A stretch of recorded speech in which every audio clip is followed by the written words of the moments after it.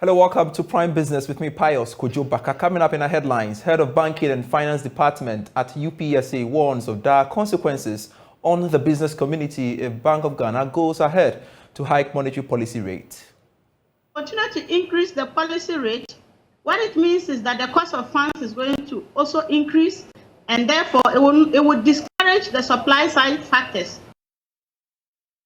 Interest rates on Treasury bills fell by a significant 15.1% since January this year, but yields in Ghana are still among the highest in Africa.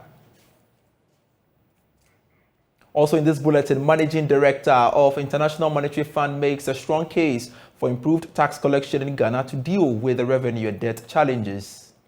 Fiscal front, this is our main preoccupation, get countries to have strong foundation through expanding tax base and improving tax collection.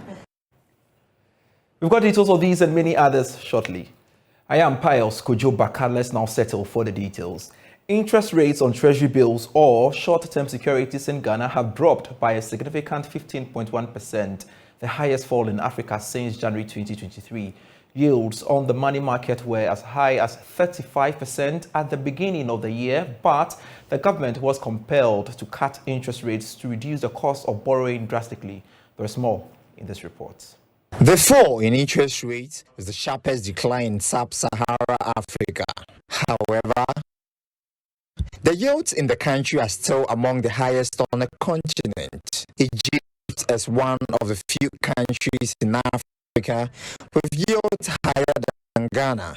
Meanwhile, analysts are optimistic the $710 million in loans approved by Parliament last year will likely slow down the rise in yields on the money market. The loans are expected to finance various government initiatives, as well as facilitate the government's bid to secure an IMF board agreement.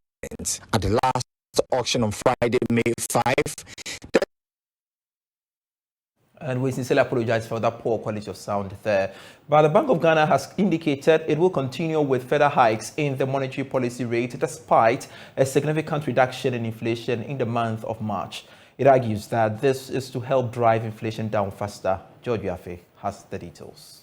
The Bank of Ghana maintains that the reduction that we've seen is still at the early stage. And therefore, the right thing to do now is to maintain that tight policy rate stance to ensure that things doesn't get out of hand. Joy Business has also picked up from the Bank of Ghana that the current inflation rate numbers are still out of its medium-term target, and thereby justifying the current stance. But has inflation rate peaked? Well, the Bank of Ghana believes that it happened in December last year and thinks that the reduction that we are witnessing will be sustained. It also believes that the rate will trend downwards to about 29% or may even go down further by the close of this year. Central Bank insists we should expect more surprises in the coming months when it comes to the inflation rate numbers. For some businesses and interest groups, they will be worried by the latest stance of the Bank of Ghana when it comes to us expecting more policy rate hikes because of its impact on the cost of credit going forward. The London-based Economist Intelligence Unit has projected that the policy rate will go up by 100 basis points when the Monetary Policy Committee meets later this month to review development in the economy for it to hit 31% by the end of this year. Meanwhile, Head of Banking and Finance Department at the University of Professional Studies, Dr. Gloria Abendo Nabil, is warning of dire consequences on the business community if the Bank of Ghana goes ahead to increase the policy rate in a bid to tame inflation. She argues businesses are going to suffer if the lending rate increases, as that will hike the cost of lending, thereby making cost of doing business difficult. It is targeted at reducing spending by individuals, and this will only achieve a short-run inflation target rate. In the long run, it might not be sustainable because targeting spending by individuals would only look at the demand side of targeting the inflation. The supply side, if it's not tackled, we may not achieve a long run. It would worsen the situation in the long run because if they continue to increase the policy rate, What it means is that the cost of funds is going to also increase, and therefore it will discourage the supply side factors. Firms and individuals will not have access to be able to increase their productivity, and this would further worsen the situation. We cannot have a sustainable inflation rate going forward with looking at only the demand side factors, ignoring the supply side. So clearly, businesses are going to suffer if the Bank of Ghana should go ahead to, increase the policy rate. Rightly so. Exactly, because even now the financial institutions, I am sure most of them are having liquidity issues. And besides that, if the policy rate is increased with the mind that they would morally persuade the financial institutions to maintain their cost of funding, this may not work out. It may not work out, and it is likely that they would also increase their cost of funding, and this would discourage businesses from going to access funds to produce. The only way to go now and for a sustainable inflation rate going forward is through the supply side improvement, to improve the supply side so that businesses can produce, firms can produce, and that would go a long way to reduce the inflation rate for the country. More on the economy, because the managing director of the International Monetary Fund, Kristalina Georgieva, is making a strong case for improved tax collections in Ghana to help deal with the revenue and debt challenges facing the country. The call is coming at a time that government has come under serious criticisms over recent tax measures. But speaking with CNBC Africa, Madame Georgieva said improved tax mobilization will give Ghana some fiscal space. She added that other African countries can adopt the approach to help manage the debt crisis that has hit their respective economies. I personally listened very carefully during our spring meetings of those voices that say the small members, not only the low-income countries, but small island economies that may be middle-income countries, they should not be squeezed any further. Their role has to be amplified, not suppressed. When we kicked off, you gave us a picture of the global economic environment, and it's quite turbulent, as we all see. What would be an appropriate mix of fiscal and monetary policies for African governments to keep growth from further flagging off? Well, Africa is not powerless. There is much that Africa can do. First, Africa can strengthen revenue mobilization. We still see levels of tax way below where they should be to finance education, social services, infrastructure development in Africa. And on the fiscal front, this is our main preoccupation: get countries to have strong foundation through expanding tax base and improving tax collection. Two, debt management. Clearly, this is an issue that has become much more visible with high interest rates. Three, on the monetary policy side, fight inflation, because we know inflation is a tax on the poor. Four, recognize that social safety nets, when you can target the most vulnerable people, are a great asset in a world of more turbulence, more frequent shocks. Last but not least, for Africa, dealing with the climate crisis is an overwhelming priority, especially adaptation to climate shocks. It can be turned into an opportunity for more resilient agriculture. About the local currency, shall we? The Fitch Solutions is projecting a 12 cedis 40 pesos end-of-year cedi to dollar rate. This means the rate of depreciation will be far lower than the 38% recorded last year. There's more in this report. The research and market information firm's argument is based on the premise that Ghana will secure an IMF support program by this month that will go a long way to cushion the cedi against pressures. It added that while short-term exchange rate volatility will persist, it believes the cedi will stabilize once a formal creditors committee is formed and the IMF Executive Board approves Ghana's program. The cedi has so far depreciated by about 14% to the US dollar in the retail market, selling at about 12 cedis 5 pesos. However, it has lost about 21% in value to the American greenback on the interbank forex market, going for about 10 cedis 95 pesos. For the past 2 weeks, it posted mixed performance on the markets, although the central bank increased its intervention in the spot market. This is due to heightened demand for foreign exchange as a result of market uncertainties. Last year, the cedi lost about 38% in value to the US dollar on both the retail and interbank market. More on money matters. President of the Ghana Association of Banks, John Ewa, has indicated that banks have access to enough liquidity to operate despite current economic challenges. According to him, confidence in the economy is gradually growing as a result of Ghana's imminent IMF deal. He was speaking at the third edition of the Money Summit organized by the Business and Financial Times. Edition of the Money Summit, organized by the Business and Financial Times, was held under the theme Africa's Robust Financial Sector, the Catalyst for a Sustainable Economic Growth. The discussion focused on enhancing the partnership between banks and fintechs to drive growth in the financial sector.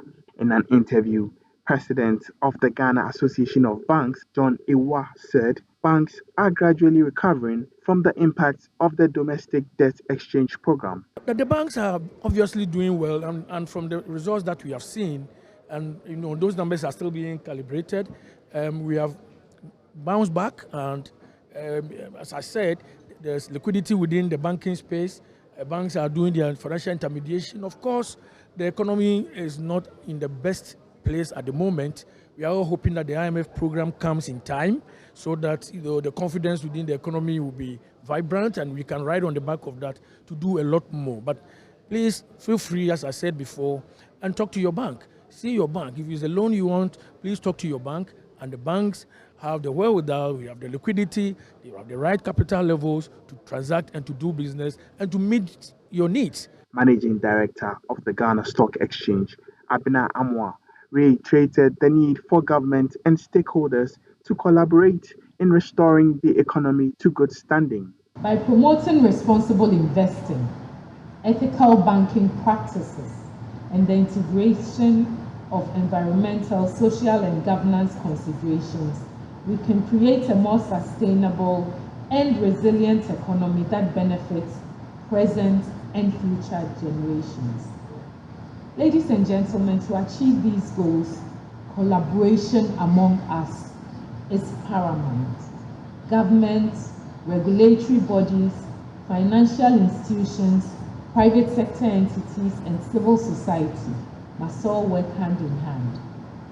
We need to foster a culture of transparency, integrity, and accountability.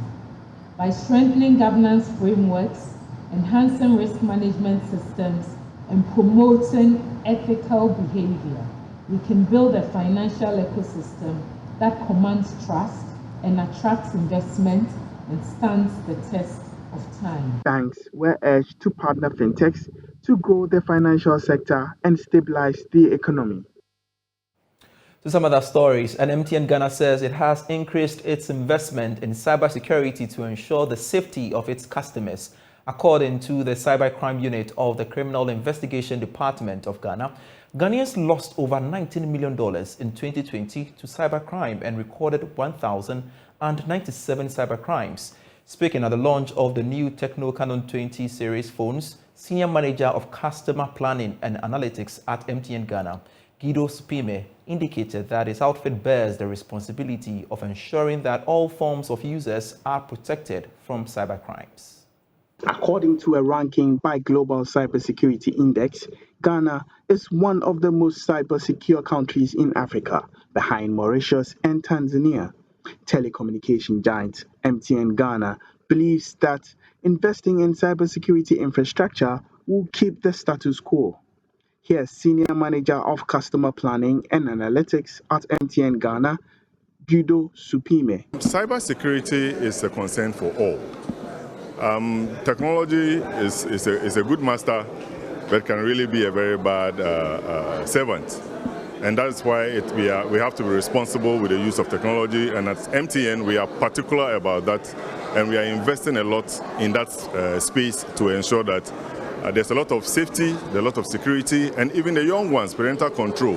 What our kids are exposed to because of technology and the proliferation of internet today. We pay a lot of attention there, and we think it's an area we need to focus on, and we are doing a lot in that direction. Tecno, a phone manufacturer, launched its new Tecno Common 20 series phones in partnership with MTN. For his part, the general manager for business at Tecno, Daniel Glover, called on the government and the media to support business owners through practical workshops and innovative ways of optimizing business profits. How can we in Africa, therefore, address once and for all this canker of individualism and the desire to own 100% of our small businesses instead of owning a small percentage of a larger partnership or joint venture whose earnings can be more than 10 times the one that we would have earned when we operate alone? Even Liverpool Football Club never walks alone. We need business development strategists to come out and consistently address this issue. We need the media to pick up this issue, to get experts to address them. We need governments and NGOs to take up this issue and organize training workshops for business owners where there can be practical demonstrations of how this can work. And when that is done and the lessons learned are effectively implemented, then we can say we have found the solution, which is a total change of mindset of the African business owners from individual ownership to partnerships. Branch marketing manager for Tecno at Kumasi, Solomon Amwako, highlights some unique features of the new Tecno Common 20 phone. We have an inbuilt fingerprint, on-screen fingerprint that enables you to unlock your phone on the screen. We also have the fact that you can use the front and the rear camera at the same time. So if you're a social media user, or if you actually someone who takes video most of the times, you can use your selfie, your front camera, and you can use the rear camera at the same time. And then, as a matter of fact, the stylish design, it has a magic stylish design that has already won an award that obviously I know you, the media, know of. We have also increased the internal memory from 256 to 512, and then 8 gigabytes RAM, which actually can be doubled to 16 gigabytes RAM. The purchase of the phone comes with free 2 gig data for 6 months. And remember, you're still watching Prime Business here with me, Pius Kojo Baka. And Ghana is among 5 African countries to have reached progress level when it comes to inclusivity of instant payment systems on the continent. The system allows people to use any technology run by financial service providers to make payments immediately at a low cost to anyone and at any time. There is more from the opening of a 1-week peer learning visit for some selected African countries, including Ghana. Ghana's instant payment solution is considered one of the most advanced on the African continent based on Africa-NED's State of Instant Inclusive Payment Systems in Africa report for 2022. According to the report, GIF's Instant Pay is ranked under progressive inclusivity as it not only meets the fundamental instant and inclusivity payment system criteria, but also provides inclusive functionality that supports the most widely used channels and essential transactions. Sabine Mensah is the Deputy CEO of Africa-NED. The story of financial inclusion of Ghana is one that is very inspiring and uplifting, and GIPS has been a cornerstone of that story in facilitating instant payment systems that are inclusive. So we're really leveraging this opportunity to learn more about that journey and offer a platform from the different countries to share and to learn from Ghana. This is the reason why we are here, and we're looking forward to go back with suggestions and with lessons learned from the Ghana journey, so that in the different countries we don't have to start from scratch. There are successes in Africa, and it's our duty to really provide that platform to share these lessons and hopefully fast track the journey for financial inclusion for the whole continent. Speaking to Joy Business after the opening of a one-week peer learning visit for selected African countries, General Manager in charge of technology and operations at Gibbs Kwejun team said his outfit will enhance collaboration with its partners to bridge the digital payment system gap. Consistently, we look for opportunities and gaps in the market to be able to fill them. What we are doing is also by way of partnering with the institutions that are the banks and mobile money operators to be able to work to close those gaps. It's obviously a challenge, and which is why we take them up and work with them to do that. It requires a lot of advocacy. It requires a lot of thought leadership that we do over the months and the years. It's not a flip of the switch thing, because businesses have their own strategies. We need to bring them along. So typically what we do is that we initiate the discussions, put out the ideas, do and undertake the negotiations and bring them to the point where we are all agreeable that it's something for us to do. Meanwhile, some of the participants have been sharing their expectations with Joy Business. Optimistic because we know that Greece has a strong experience in payment system, and based on the meeting we are having currently now, we think that there is no reason to not be optimistic. Of learnings, especially from the Ghana model, and we've come all the way with a lot of participants from East and Southern Africa, and our expectation is a lot of cross-pollination of ideas. We are looking forward to learning. We're also looking forward to sharing, because I think the opportunities that are present in West Africa are also opportunities in East Africa and South Africa, and we look forward to taking away a lot of learnings, going back home and attempting to implement them, and maybe one day we'll come back and note it down that one day we learn something from Ghana. The training will enhance the understanding and knowledge of central banks and switch operators in specific thematic areas, as well as help participating countries establish relevant networks. And the Ghana Enterprises Agency has commenced a training program for beneficiaries under the Youth Skills and Job Creation Initiative. This is the beginning of the flagship policy by government to scale up the entrepreneurship drive and create some 1 million jobs for the youth. Minister for Trade and Industry, Katie Hammond, has been touring some of the training centers in Accra. Here's a report. It's an intervention to support entrepreneurs and small-scale businesses to expand and thereby employ others. The ongoing training is for the first component of the entire initiative, which is sponsored partly by the government and the World Bank. More than 7,000 beneficiaries are going through the training in this component. Minister for Trade and Industry, Katie Hammond, after touring the centers in Accra, expressed confidence that this will change the employment phase of the country. Government is going on a drive to ensure that there is employment in the country. We couldn't say that full employment. I'm not sure any economy that talks about full employment. It is governmentally and humanly impossible to create 100% employment.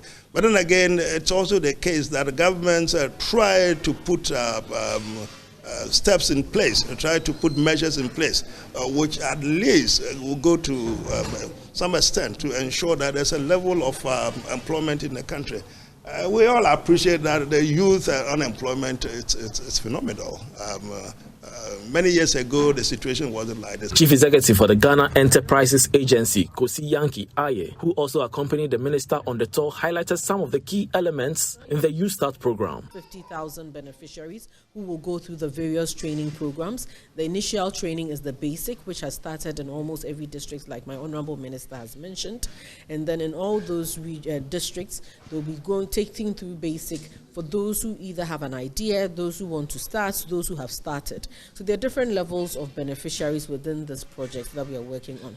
Those who are successful, those who are committed, those who are engaged will then be moved on to the intermediate level, where they would also receive some form of training within a period of 10 days. And the final leg is the advanced training, where they would also get some mentoring and coaching and support. Because we believe that we can't just leave them and only just teach them. but also if we are able to bring on board people who have been through the process, who can handhold them, it makes it easier for them to get that kind of mentorship to be able to propel them to start. It is expected that over 500,000 youth will be trained at various levels upon completion within 188 districts in all 16 regions across the country. And that's it for Prime Business with me, Pius Kojo Baka. There is always business stories when you log on to myjoyonline.com/business. We leave you with some international business.